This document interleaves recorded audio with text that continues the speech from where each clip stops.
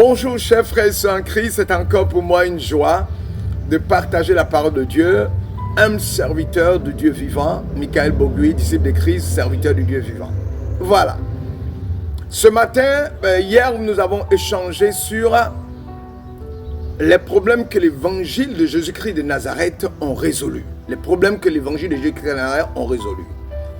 Et parmi ces nombreuses résolutions que l'évangile de Christ a réglées, il y avait premièrement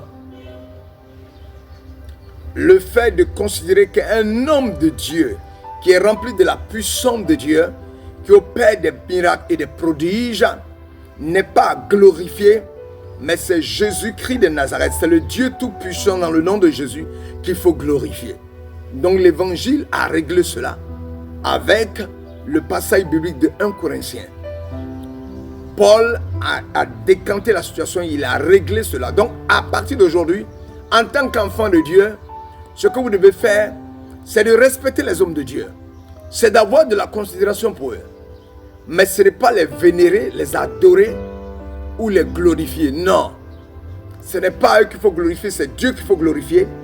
C'est Jésus-Christ qu'il faut glorifier. Donc l'évangile a résolu ce premier problème-là. Ce matin, nous allons aborder le deuxième problème que l'évangile a résolu. Père éternel, bénis-moi, sanctifie ma vie.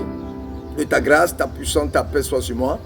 Inspire-moi, édifie les frères dans le nom puissant de Jésus. Alléluia. Amen. Voilà. Le deuxième problème que l'évangile de Jésus-Christ a résolu, c'est le problème de l'inceste. L'inceste, qu'est-ce que c'est? L'inceste, c'est les rapports sexuels entre des personnes qui sont parentées. Lorsque tu te maries à ta cousine, tu commets l'inceste, je voudrais te le dire.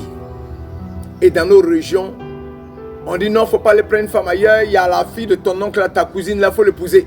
Et on épousait les cousines, les cousins, alors qu'on avait des sangs communs.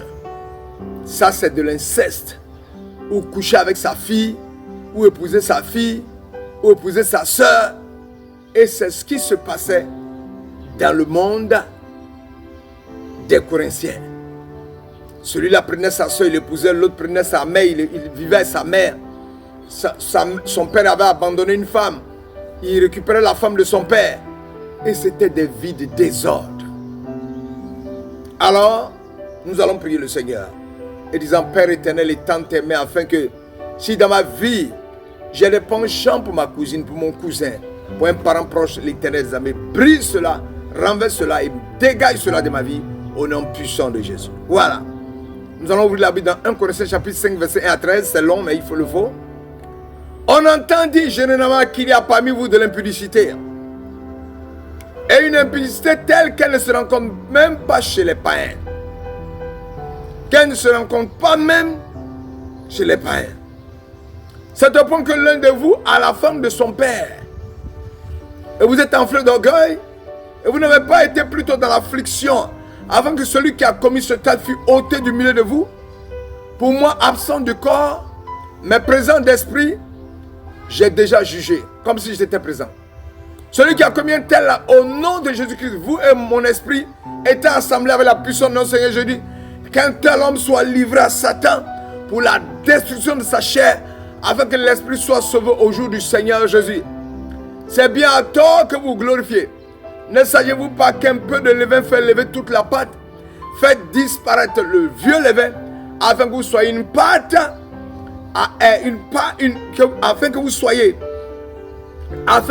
une pâte nouvelle, puisque vous êtes sans levain, car Christ, notre Pâque, a été immolé. Célébrons donc la fête non avec du vieux levain, non avec un levain de malice et de méchanceté, mais avec les pains sans levain de la pureté de la vérité. Je vous ai écrit dans ma lettre de ne pas avoir de relation avec les impudents. Non pas d'une manière absolue avec les impudents de ce monde, ou avec les cupides et les ravisseurs, ou avec les idolâtres. Autrement, il vous faudra sortir du monde. Maintenant, ce que je vous ai écrit, c'est de ne pas avoir de relation avec quelqu'un qui, se nommant frère, est impudique, cupide, idolâtre, outrageux, ivrogne ou ravisseur, de ne pas même manger avec un tel homme. Car j'en ai fait à juger ceux du dehors. N'est-ce pas ceux du dedans que vous avez à juger? Pour ceux du dehors, Dieu les juge déjà. ôtez le méchant du milieu de vous. Voilà. Nul ne s'approchera.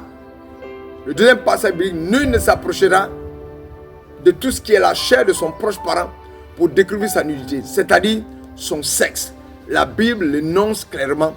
Toute relation incestueuse est interdite. On peut le voir dans Lévitique 18, versets 6 à 16, Lévitique 20, Lévitique 17, Deutéronome 27, versets 22 à 23. Dans l'évangile de Jésus-Christ a réglé ce problème-là parmi les chrétiens de Corinthe qui toléraient l'inceste. Et je voudrais te dire aujourd'hui que l'inceste est interdit. Que prendre sa cousine ou son cousin pour l'épouser est interdit. Qu'épouser sa fille est interdit. Que même voir la nudité de ses proches est interdite. Voilà, donc je mets cela, te mets en garde contre de telles pratiques. Abandonne l'inceste. Toi qui arrives au village, tu ne prends pas de renseignements pour savoir qui est qui.